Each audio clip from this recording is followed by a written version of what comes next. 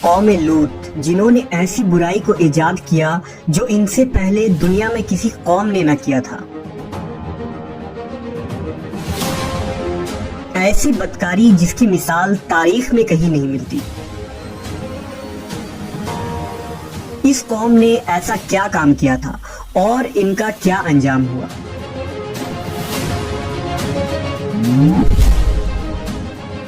حضرت لوط علیہ السلام اللہ کے ایک برگزیدہ نبی تھے۔ آپ کے والد کا نام ہاران تھا جو تاریخ کے بیٹے تھے۔ آپ کی پیدائش عراق کے قدیم شہر اور میں ہوئی تھی۔ اس شہر میں ابراہیم علیہ السلام کا مسکن تھا۔ دراصل لوط علیہ السلام کے والد ہاران حضرت ابراہیم کے سگے بھائی تھے، یعنی حضرت لوط علیہ السلام حضرت ابراہیم کے بھتیجے تھے۔ چونکہ حضرت لوط علیہ السلام کے والد ان کے بچپن میں ہی انتقال کر چکے تھے، لہذا حضرت لوط کو حضرت ابراہیم نے بیٹا بنا کر پالا تھا۔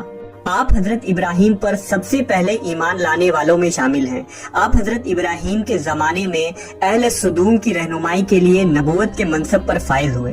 حضرت لوط کے بہت سارے معجزات ہیں۔ آپ جس وقت بارش کے لیے دعا کرتے تھے تو آسمان بادلوں سے بھر جاتا اور خوب بارش ہوتی تھی۔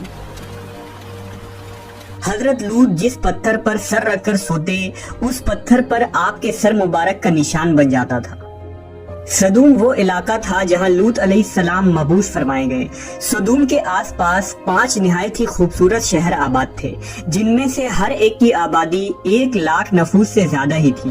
یہ علاقے نہایت ہی سرسبز و شاداب اور قدرت کی فیاضی کا حسین شاہکار تھا۔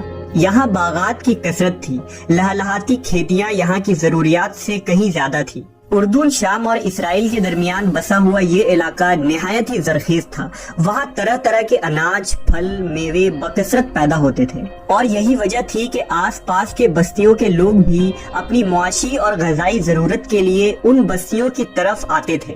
مگر یہ بات اہل سدوم کے لوگوں کو بالکل بھی پسند نہ تھی۔ ان کے خیال میں ان کی بستیوں میں پیدا ہونے والے پھلوں، اناجوں اور سبزیوں پر صرف ان کا ہی حق تھا۔ وہ نہیں چاہتے تھے کہ دوسری بستیوں کے لوگ ان کے علاقے میں آئیں۔ ایک دن سدوم کے لوگ اس بات پر غور و فکر کر رہے تھے کہ باہر سے آنے والے لوگوں کو یہاں آنے سے آخر کیسے روکا جائے، کہ ابلیس ایک بزرگ کی شکل میں ان کے محفل میں آیا اور کہا، اگر تم ان سے پیچھا چھڑانا چاہتے ہو تو میرے کہنے پر عمل کرو۔ اس اجنبی بزرگ کی بات لوگوں نے بہت توجہ سے سنی۔ ابلیس نے کہا، میں کل بتاؤں گا۔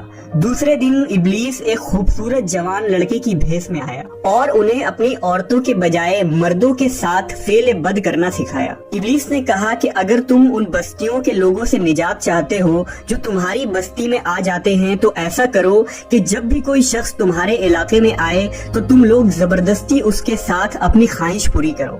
اس طرح یہ لوگ اس بستی میں آنا چھوڑ دیں گے۔ اپنی نفسانی خواہشات کے لیے مردوں سے بدفعلی اس قوم کا دستور بن گیا تھا۔ یہاں بے حیائی عام ہو گئی تھی۔ حکمراں، سردار، رؤسا، ہر طبقے میں گھر گھر یہ عمل پھیل گئی تھی۔ بھری محفل میں یہ لوگ اس فحاشی کے کام کو کر کے خوش ہوتے تھے۔ کوئی بھی محفل اس کام کے بغیر ادھوری سمجھی جاتی تھی۔ خاص کر مسافروں میں سے کوئی خوبصورت لڑکا ہوتا تو یہ لوگ اسے اپنا شکار بنا لیتے۔ تلمود میں لکھا ہے کہ اہل سدوم اپنی روزمرہ کی زندگی میں سخت ظالم، دھوکے باز اور بد معاملہ تھے۔ کوئی مسافر ان کے علاقے سے بخیریت نہ گزر سکتا تھا۔ کوئی غریب ان کی بستیوں سے روٹی کا ایک ٹکڑا نہ پا سکتا تھا۔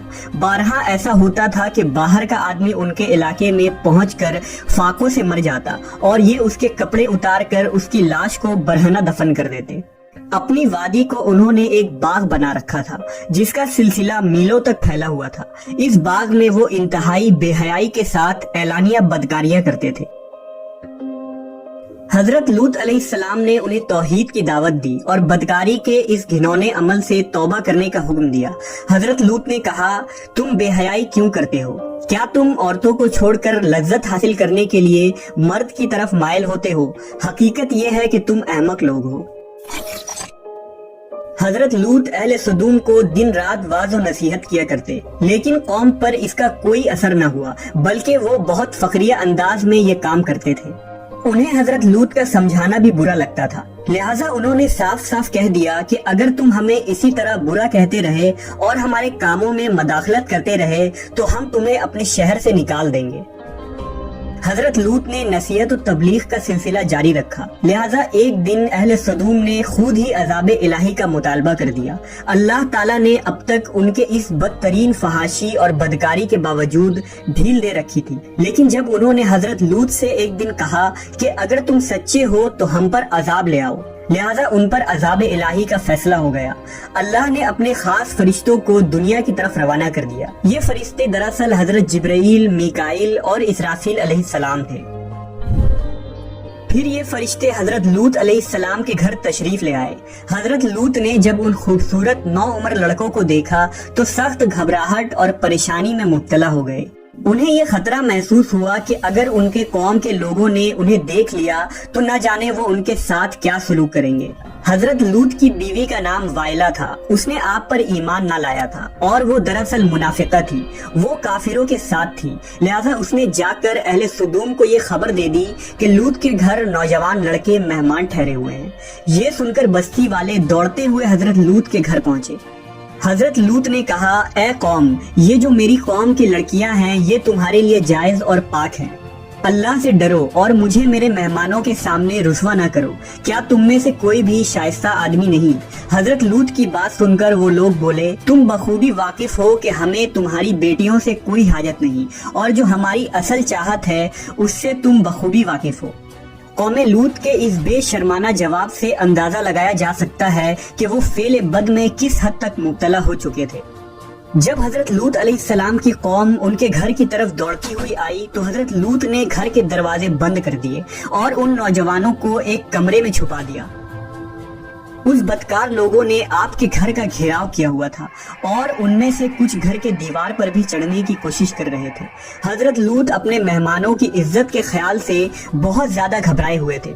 فرشتے یہ سب منظر دیکھ رہے تھے۔ جب انہوں نے حضرت لوط علیہ السلام کی بے بسی اور پریشانی کا یہ عالم دیکھا تو حقیقت سے پردہ اٹھاتے ہوئے یوں فرمایا، اے لوط، ہم تمہارے رب کے بھیجے ہوئے فرشتے ہیں، یہ لوگ ہرگز تم تک نہیں پہنچ سکیں گے۔ ابھی کچھ رات باقی ہے تو اپنے گھر والوں کو لے کر چل دو اور تم میں سے کوئی شخص پیچھے مڑ کر نہ دیکھے۔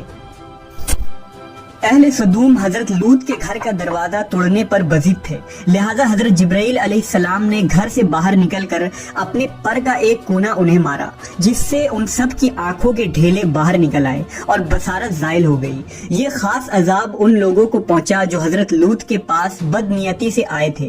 حضرت لوط علیہ السلام حقیقت حال جان کر مطمئن ہو گئے اور اپنے گھر والوں کے ساتھ رات ہی کو نکل کھڑے ہوئے۔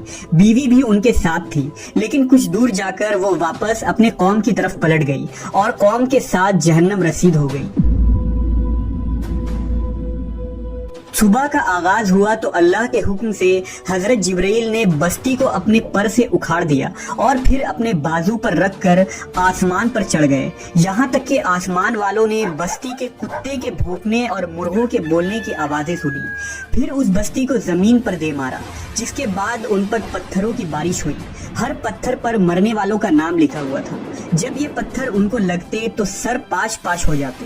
صبح سویرے شروع ہونے والا یہ عذاب اشراق تک پوری بستی کو نیست و نابود کر چکا تھا۔ قوم لوط کی ان خوبصورت بستیوں کو اللہ نے ایک انتہائی بدبودار اور سیاہ جھیل میں تبدیل کر دیا، جس کے پانی سے رہتی دنیا تک کوئی فائدہ نہیں اٹھایا جا سکتا۔ سمندر کے اس خاص حصے میں کوئی جاندار، مچھلی، میڈک وغیرہ زندہ نہیں رہ سکتے، اس لیے اسے ڈیڈ سی یعنی بحر مردار کہا جاتا ہے، جو اسرائیل اور اردن کے درمیان واقع ہے۔ ماہرین آثار نے 10 سالوں کی تحقیق و جستجو کے بعد اس تباہ شدہ شہر کو دریافت کیا تھا۔ تحقیقات سے پتہ چلا تھا کہ اس شہر میں زندگی بالکل ختم ہو چکی ہے۔ اس شہر کے راستے اور کھنڈرات کو دیکھ کر آرکیولوجسٹ نے یہ اندازہ لگایا کہ جب یہ شہر تباہ ہوا تو اس وقت لوگ روزمرہ کے معمولات کے کاموں میں مشغول تھے اور یہاں زندگی اچانک ختم ہو گئی تھی۔ اہل سدوم جنہیں پتھر بنا دیا گیا تھا، ان کے بت ابھی تک بحر مردار کے پاس موجود ہیں، جو تا قیامت لوگوں کے لیے ایک عبرت ہے۔ آج یورپی ممالک میں انسانی آزادی کے نام پر اس بدکاری کی اجازت دی جاتی ہے اور اس فحش عمل کو فخر سمجھا جاتا ہے، مگر حقیقت یہ ہے کہ ہم جنس پرستی بالکل فطرت کے خلاف ہے، جس سے انسانی معاشرہ تباہ و برباد ہو جاتا ہے۔ روایتوں کے مطابق ایک مرتبہ حضرت سلیمان علیہ السلام نے شیطان سے پوچھا کہ اللہ کے نزدیک سب سے بدترین عمل کیا ہے؟ ابلیس بولا، جب مرد مرد سے بدفعلی کرے اور عورت عورت سے خواہش پوری کرے۔ حضرت ابن عباس سے روایت ہے کہ رسول اللہ صلی اللہ علیہ وسلم نے فرمایا کہ اس شخص پر اللہ پاک کی لعنت ہو جو قوم لوط والا عمل کرے۔